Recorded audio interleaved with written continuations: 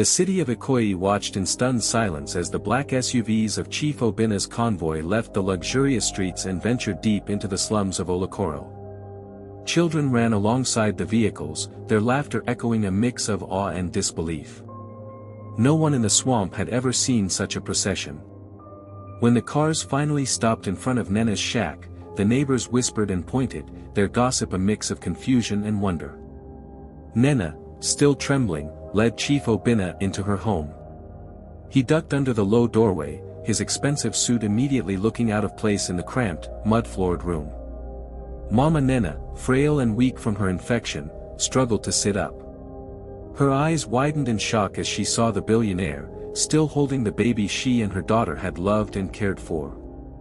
"Madam," Chief Obina said, his voice thick with emotion, as he gently placed Chimamanda beside her. "Your daughter saved my child. She gave me back my blood. I owe you everything." Tears streamed down Mama Nena's face. "We only did what was right," she whispered, her voice barely audible. Chief Obina immediately called for his doctor. Within minutes, a team of medical experts arrived in another SUV, carrying a mobile clinic. The doctor examined Mama Nena's leg, his face grim. "The infection is severe," he said. "She needs to be in a hospital immediately." Chief Obina nodded. "Then take her. Use the best facilities. I will pay for everything." As Mama Nena was carefully carried out on a stretcher, she looked at her daughter. Nena simply smiled, a look of pure relief washing over her face. She had finally gotten her wish, her mother was going to be okay. The newfound family. That night, for the first time in months, Chief Obina held his daughter in a proper bed, in a proper home. He was a new man, no longer broken, but filled with a purpose. His mansion was no longer a tomb of grief, but a place of new beginnings. The next morning, his first order of business was to find Nena. She and her mother were brought to the hospital, where Mama Nena was already showing signs of improvement. Chief Obina stood before them, a look of profound gratitude in his eyes. "From this day forward," he announced, his voice firm, "you are my family. You will both live in my home. Nena, you will go back to school, to the very best schools this country has to offer. And your mother will never have to worry about a thing again." Nena and her mother were speechless. They were given new clothes, new rooms, and a new life. The first night in the mansion, Nena lay in a soft, comfortable bed, but she couldn't sleep. She missed the familiar sounds of the swamp and the weight of Chimamanda on her back. A servant came in and asked if she needed anything. "I can't sleep," Nena admitted. "It's too quiet." The next morning, Chief Obina found her curled up on the floor beside Chimamanda's crib, just as she used to do in her shack. He smiled softly. "You have a heart of gold, Nena," he said. "And I will ensure you never have to sleep on the floor again. Justice and a future." Meanwhile, the news of the found heir and her savior spread throughout the city. The greedy relatives, who had been living in fear since the public revelation, were exposed. Chief Obina, no longer a grieving recluse, acted swiftly. He had them arrested and brought to justice, sending a clear message that he would not tolerate treachery. The family empire was finally secure. Nena excelled in school. She was bright and determined, just as she was when she was collecting trash. She dreamed of becoming a lawyer, of one day helping those who couldn't help themselves. Chimamanda, now thriving, grew into a happy and healthy child. Her first word was, "Nena," and she clung to her savior as if she were her own mother. Years passed. The little girl who once picked trash to survive grew into a confident young woman. She stood on a stage, giving a speech at her graduation from law school, a testament to her courage and the miracle that had changed her life. Chief Obina and Mama Nena were in the front row, their eyes filled with pride. And next to them sat Chimamanda, a beautiful, happy girl, who was now Nena's little sister. Nena's story became a legend. It was a tale of love, sacrifice, and destiny, a reminder that true wealth isn't measured in money or possessions, but in the boundless love that can blossom in the most unexpected places. It proved that sometimes, miracles don't fall from the sky, they are found in the most unlikely of places, carried on the back of a little girl with a heart of gold. The grand graduation celebration was a blur of flashing cameras and joyful tears. Nena, now a young lawyer, was hailed as a symbol of hope and a living testament to the power of kindness. But amidst the applause and accolades, her heart remained with the people of Olokoro. She knew her journey wasn't just about her own success, it was a promise she had made to herself years ago, a promise to lift others out of the very mud she had once stood in.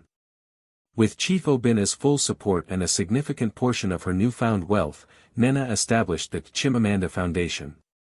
Its mission was simple yet profound, to build schools, provide medical aid, and create opportunities for children living in the slums.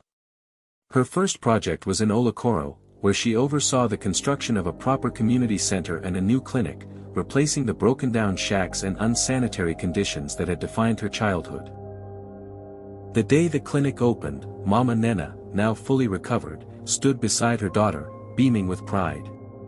The people of Olokoro, once quick to gossip, now looked at Nena with a deep, abiding respect. She was no longer just the little girl who picked trash, she was their hero. The unwavering bond. As the years passed, the bond between Nena and Chimamanda grew stronger than ever. Chimamanda, a brilliant and compassionate young woman in her own right, knew the full story of her rescue.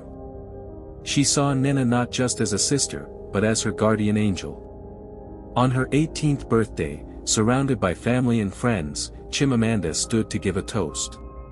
To the world, she began, her voice clear and resonant, "My father is a great man. But to me, my sister Nena is the greatest of them all. She found me when I was lost, loved me when I was abandoned, and raised me when she had nothing.